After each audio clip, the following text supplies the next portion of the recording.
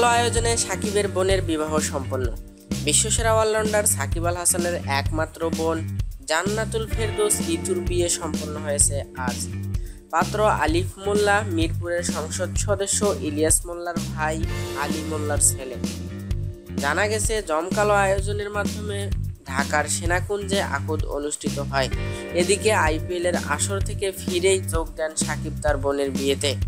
বোনের বিয়ের আনুষ্ঠানিকতা শেষ করে ইংল্যান্ডের উদ্দেশ্যে রওনা হওয়ার কথা রয়েছে সাকিব আল হাসানের। ভারত থেকে সন্ধ্যা 6টায় ঢাকার শাহজালাল বিমানবন্দরে অবতরণ করেন তিনি। ভুলে যাওয়ার মতো এবারের আইপিএল কেটেছে সাকিবের। প্রায় শূন্য হাতেই দেশে ফিরেছেন তিনি।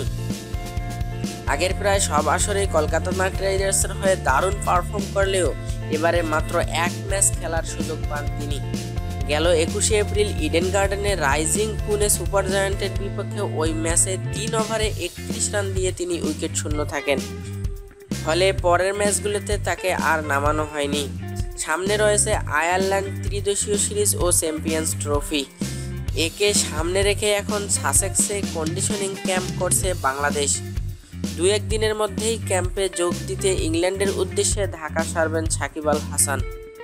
সেই যাত্রায় তার সঙ্গী হওয়ার কথা রয়েছে কাটার মাস্টার মোস্তাফিজুর রহমান ও স্ত্রীর অসুস্থতার কারণে দেশে ফেরা মাশরাফি বিন মর্তুজার।